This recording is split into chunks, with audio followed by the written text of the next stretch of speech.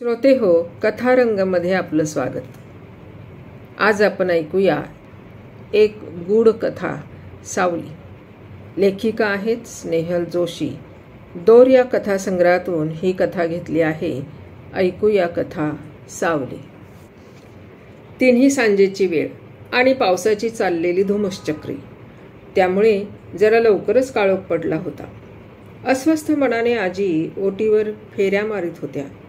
सुनबाईला ठेवलेल्या खोलीतून अजून काहीच हालचाल ऐकू येत नव्हती.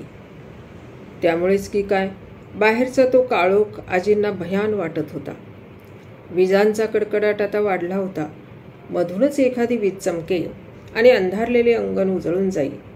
त्या उजेडात त्या रस्त्यावर दूरवर नजर टाकीत. त्यांचा दुसरा मुलगा विनायक अजून परत आला नव्हता.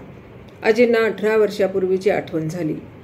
त्यावेळी त्या अशाच वाट पाहत होत्या, त्यांच्या मोठ्या मुलाची, दिगंबरची.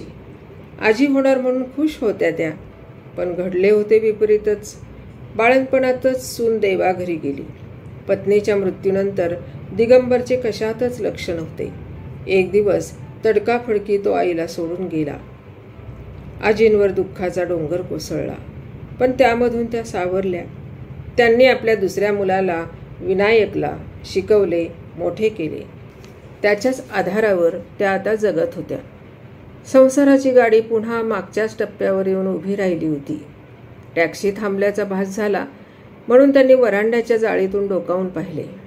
छे, उगाचच भास झाला होता. रस्त्यावर फारसे कोणीच नव्हते. चुकून एखादी मोटार अगर टांगा जात होता इतकंच. टांगेवाला विजेच्या भीतीमुळे बावरलेल्या घोड्याला चुचकारीत होता. घोड्याच्या टापांचा टॉक टॉक आवाज त्या शांततेत भेसूर वाटत होता. मधूनच जाणारी मोटार रस्त्यावरील पाणी दुतर्फा उडवत होती. कामासाठी सकाळी बाहेर पडलेली माणसं आपल्या छत्र्या आणि रेनकोट सावरीत घराचा मार्ग आक्रमित होती. प्रत्येकजण निवारा शोधित होते. कुत्रीसुद्धा कोठे हिंडताना आढळत नव्हती. नाहीतर नेहमी कसा रस्ता माणसांनी गजबजलेला असे.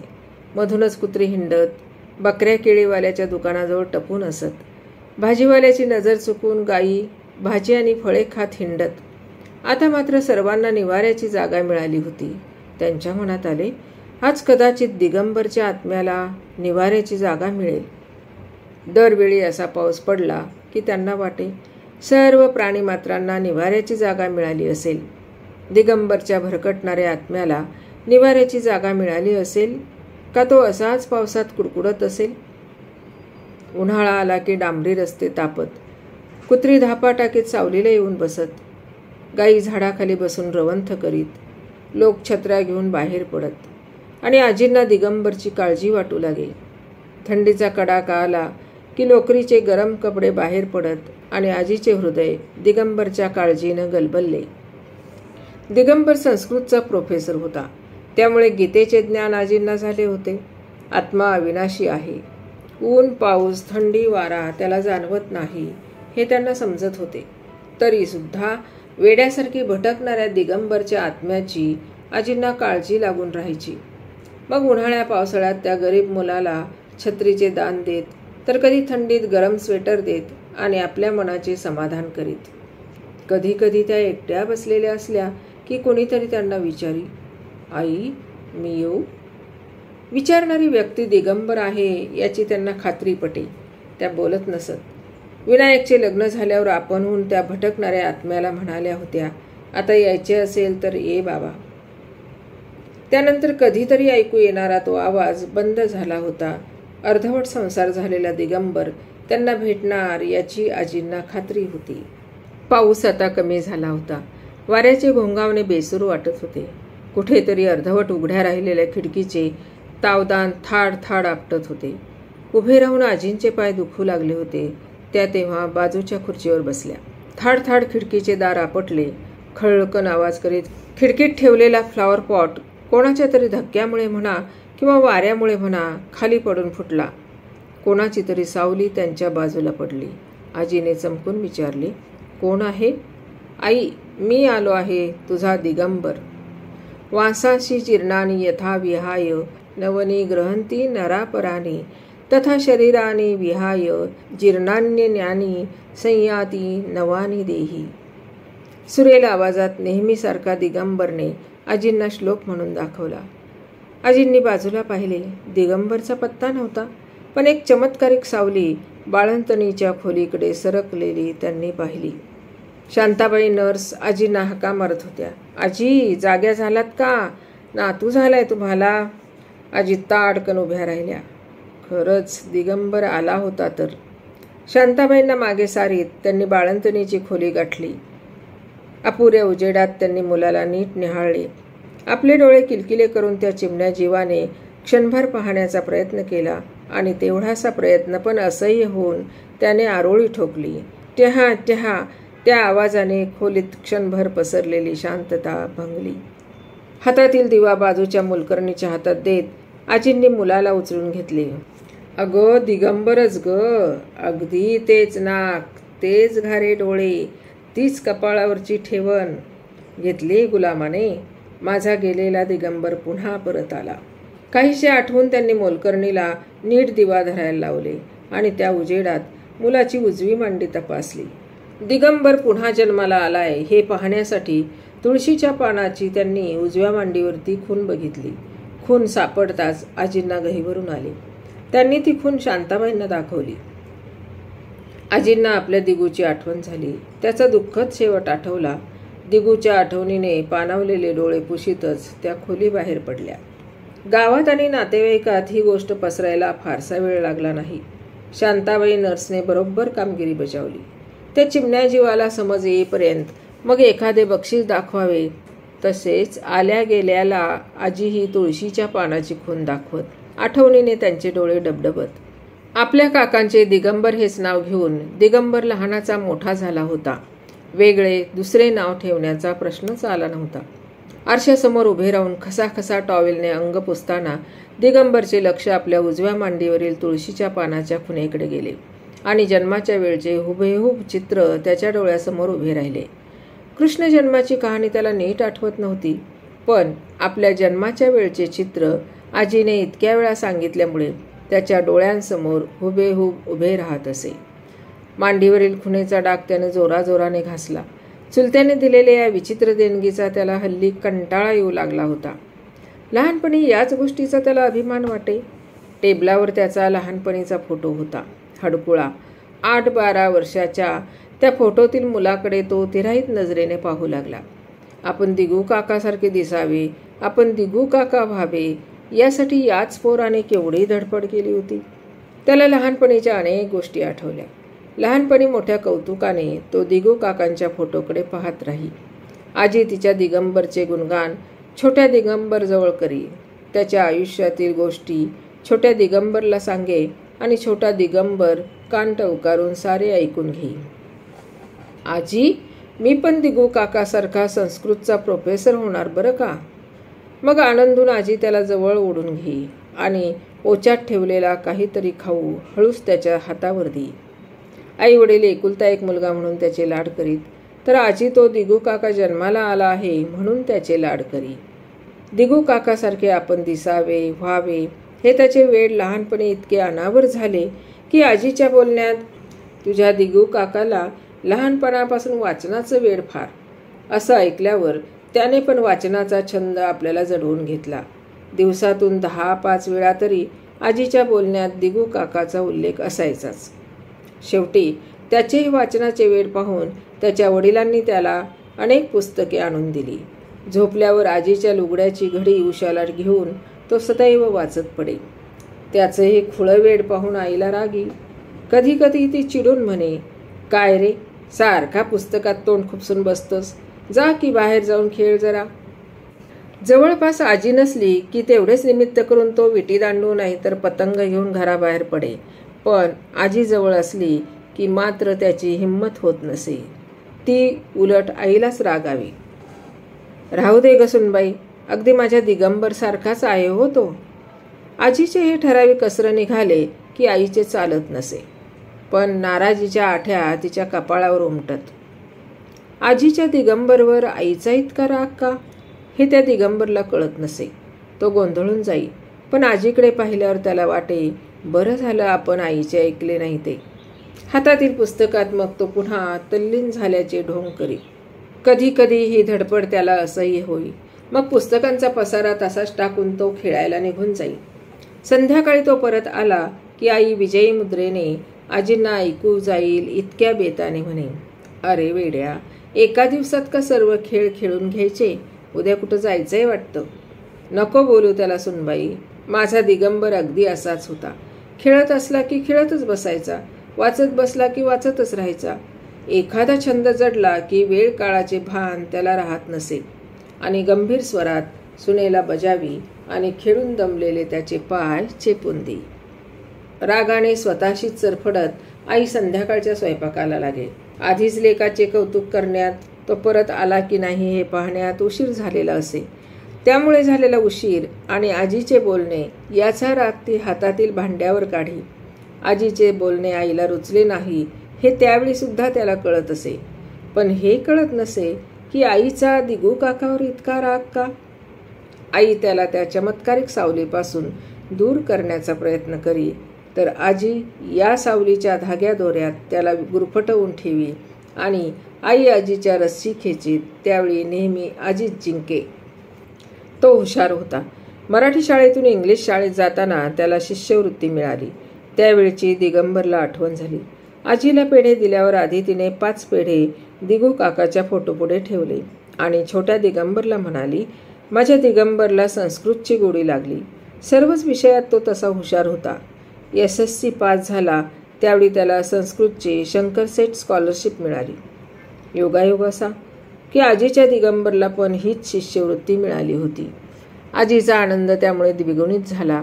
मोठ्या प्रेमाने तिच्याजवळ असलेले त्याच्या दिगू काकाचे घड्याळ तिने त्याला बक्षीस दिले. आजीची दिगू काकावरील वेडी माया त्याला त्यावेळी जाणवली. या म्हातारीने आयुष्यात किती दुःख आणि कष्ट भोगले असे वाटून त्याचा कंठ दाटून आला आणि तेव्हापासून आजीची किवस तो करीत आला होता. वडिलांचे न ऐकता तो संस्कृत घेऊन BA झाला.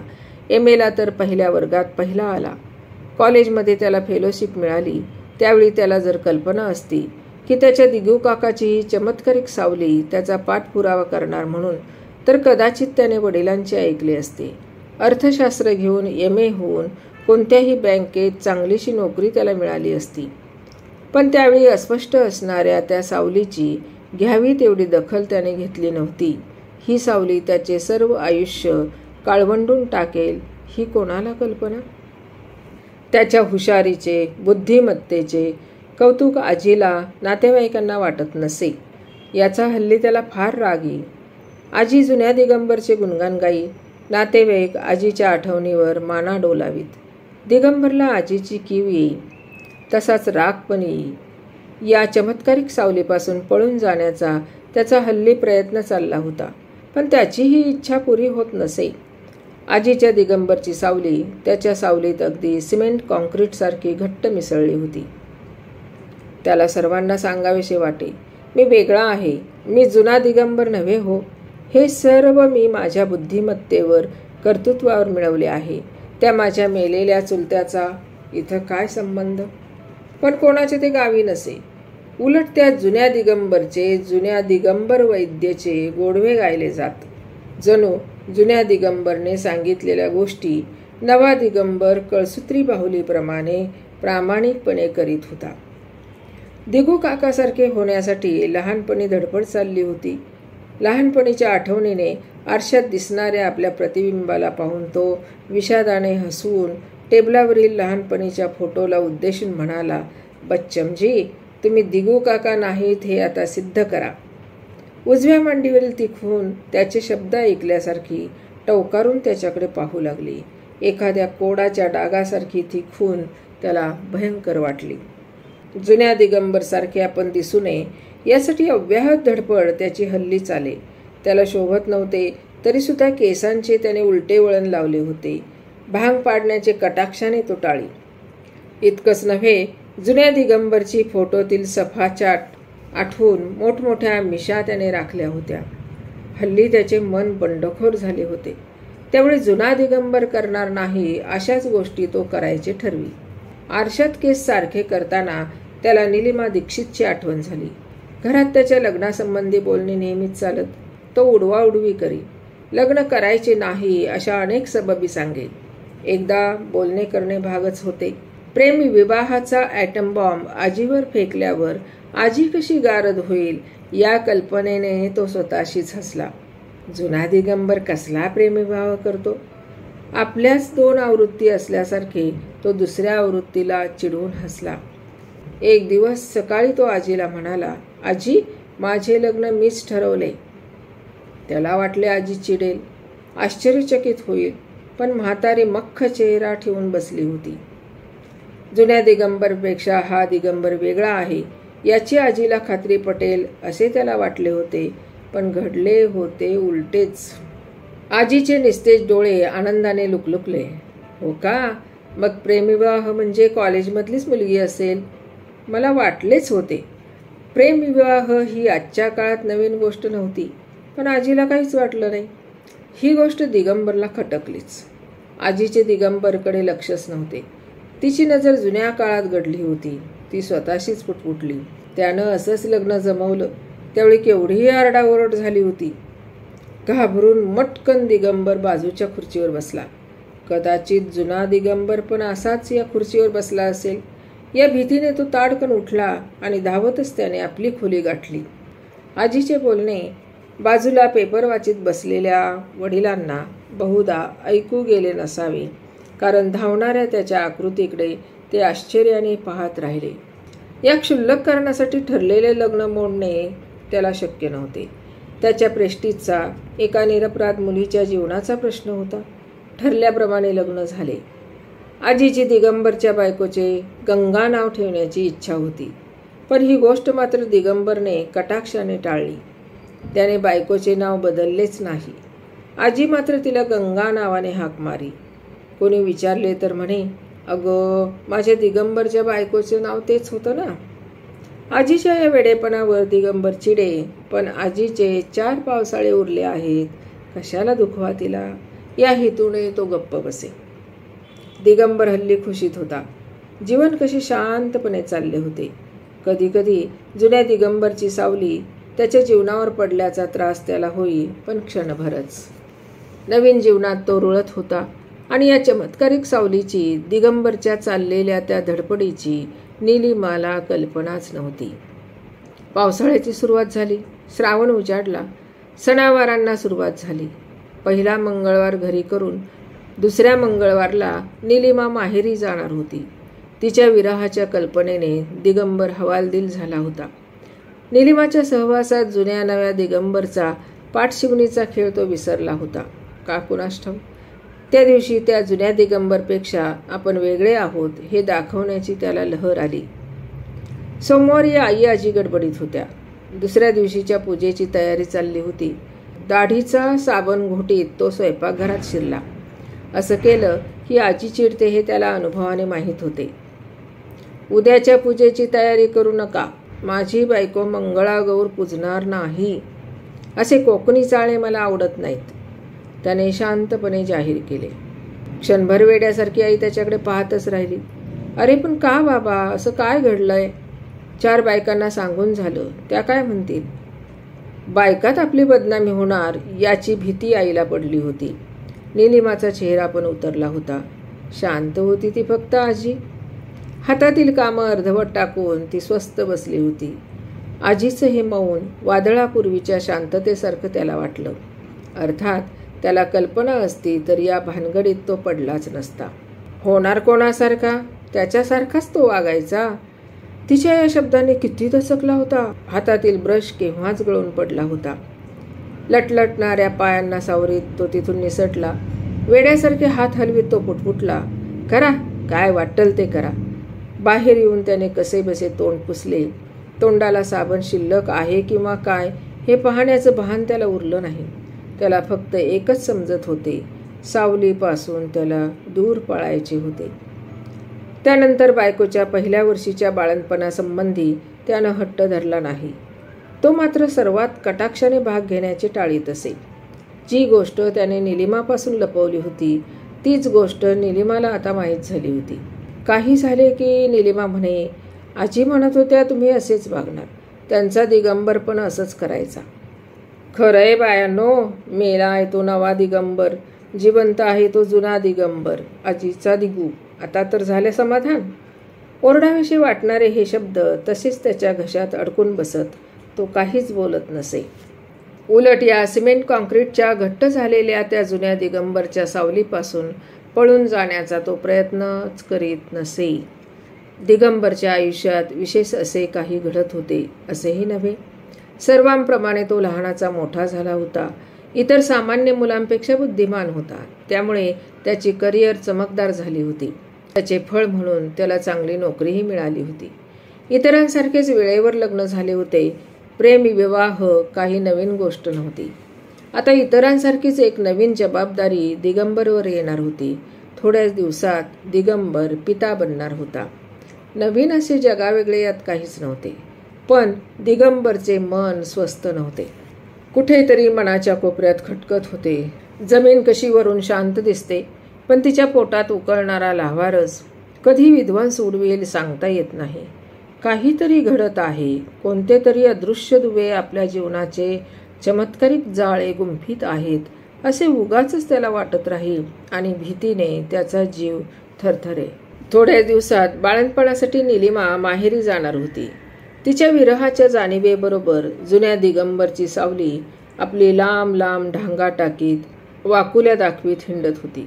दिगंबरला मुलगा होणार याबद्दल सर्वांना खात्री होती. त्यामुळे दिगंबरला वाटे, नको, पहिले मुलगीच व्हावी. मुलाचे नाव काय ठेवायचे याबद्दल विचारविनिमय चाले. एकदा अशीच सर्वजण गप्पा मारित होती. आजीने दिगंबरच्या मुलासाठी अनेक जुनी नावे सुचवली. त्यावर दिगंबरची आई म्हणाली, हे पहा निलिमा, दिगंबरला विचारून नाव ठेव. त्याच्या नावावर चिडतो तो, पुन्हा घडायला तसं नको. हो हो, चिडतो तर? चिडण्यासारखे काय आहे त्या नावात? आजीने दिगंबरच्या नावाची बाजू घेतली. मग मात्र दिगंबर चिडला. कशाला मला विचारता? ठेवा गणपती हे नाव. माझं दिगंबर आहे, हेच नाव बरे शोभते. आपल्या कुळात या नावाचा होता का? म्हणजे माझा मुलगा पण माझ्यासारखाच त्या जुन्या गणपतीच्या छायेत वाढेल.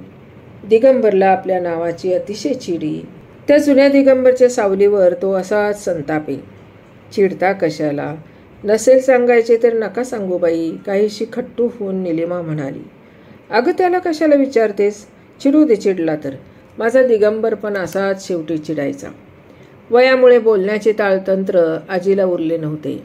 दिगंबर त्या दिगू काकावर इतका चिडला की संतापून पण एका विचित्र भीतीने थरथरत त्याने आजीला विचारले, हे बघ, शेवटी म्हणजे काय? तुझ्या दिगंबरसारखे अकाली मला पण वर पाठवायचा तुझा विचार आहे वाटतो. म्हणजे सर्वच तुझ्या दिगंबरसारखे होईल. आधीच गर्भभाराने थकलेली निलिमाची मुद्रा या बोलण्याने पांढरी फट्ट पडली होती. कोणाला काय बोलावे सुचेना. आपण उगाचच काहीतरी बोललो असे वाटून यावेळी दिगंबरने माघार घेतली. घरामध्ये जुन्या दिगंबरची सावली त्याच्यात अगदी मिसळून गेली होती. कोळ्याच्या जाळ्यात माशी अडकावी, सुटण्यासाठी तिने प्रयत्न करावा आणि जास्तच गुरफटत जावे, तसाच तो त्या सावलीत गुरफटून चालला होता. ही गुंतागुंत त्याला सोडवता येत नसे. कधी कधी विनोदाने तो चुलत्याच्या फोटोकडे पाही. विजयी मुद्रेने जुना दिगंबर पाहतो आहे असं त्याला वाटे. तासनतास तो आरशासमोर उभा राही. जुन्या दिगंबरात आणि आपल्यात काही साम्य नसल्याचे स्वतःला पटवी. मग काहीसे स्वास्थ्य त्याच्या मनाला मिळे. कॉलेजच्या विश्वात त्याला जुना दिगंबर जाणवत नसे, भेटत नसे. मोठ्या उत्साहाने तो कॉलेजमध्ये जाई. आज रामायणातील काही उतारे शिकवण्यात तो तल्लीन झाला होता.